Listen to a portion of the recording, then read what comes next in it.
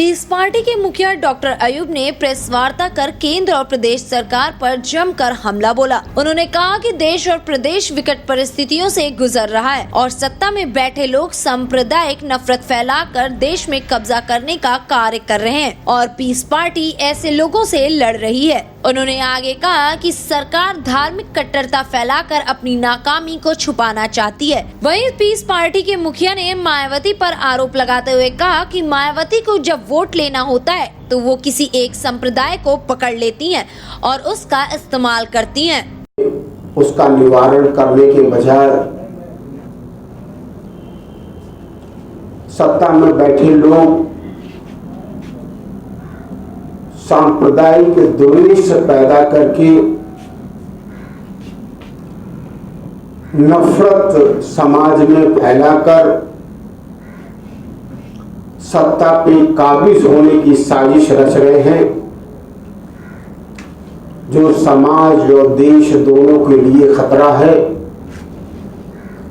और इस देश के उन्नति में, विकास में सबसे बड़ी बाधा बनी हुई है। पीस पार्टी ऐसे विकृत मानसिकता के लोगों के खिलाफ लगातार संघर्ष कर रही है और हर मोर्चे पर उनको बेनकाब करने का पीस पार्टी इंशाअल्लाह काम करेगी। देखिए, मायावती जी का स्टैंड ही नहीं बल्कि मैं मानता हूं कि जो भी पॉलिसी अंबेडकर जी के जमाने से चला आ रहा है, कांशीराम जी के जमाने से चला आ रहा है, उसी पॉलिसी पर मायावती जी आ रही हैं। 1950 में अंबेडकर जी कैबिनेट मंत्री रहे और कैबिनेट ने फैसला किया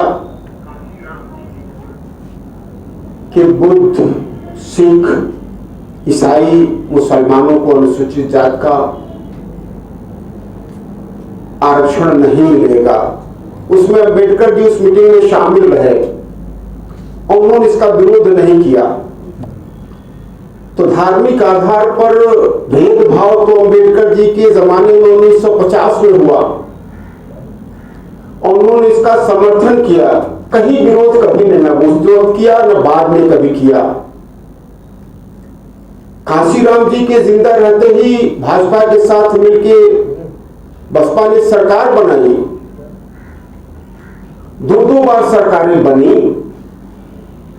मेरठ के नगर निगम चुनाव में एक मुस्लिम प्रत्याशी को हराने के लिए मायावती जी ने भाजपा का समर्थन खुल के किया था। तो मैं तो ये मानता हूं कि बसपा की नीतियों का, उनके विचारकों की ये मानसिकता है कि जब भी फायदा लेना हो तो मुस्लिम प्रत्याशी उतारा जाए, मुसलमानों को एजेंट की तरीके से इस्तेमाल किया जाए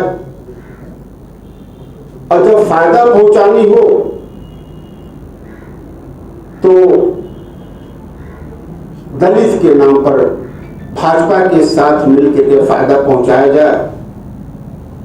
हर जिले में उन्हीं के समाज का जिलाध्यक्ष रहे, उन्हीं को सबका अधिकार मिले। तो ये तो मुस्लिम, ईसाई, दलितों की ही नहीं बल्कि दलितों में भी भेदभाव करते हैं।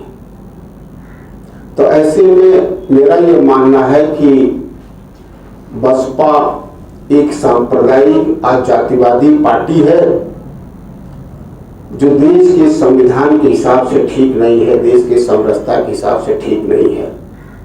मुझे कोई आश्चर्य नहीं कि भाजपा को समर्थन करें या भाजपा में शामिल हो जाएं, किसी और को हो सकता है। बल्कि मैं तो 1950 से देख रहा हूं कि उनके चिंतकों की जब नीति रही है तो उनको इसमें एक दिन में कोई भाजपा को समर्थन नहीं करता, जब तक उनके दिल में ना हो भाजपा को समर्थन नहीं करता। इस खबर में बस इतना ही।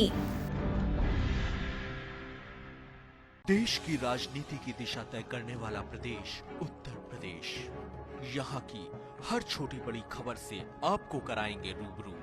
LNB इंडिया, आपका अपना न्यूज पोर्टल। लॉग इन करें www.lnvindia.com।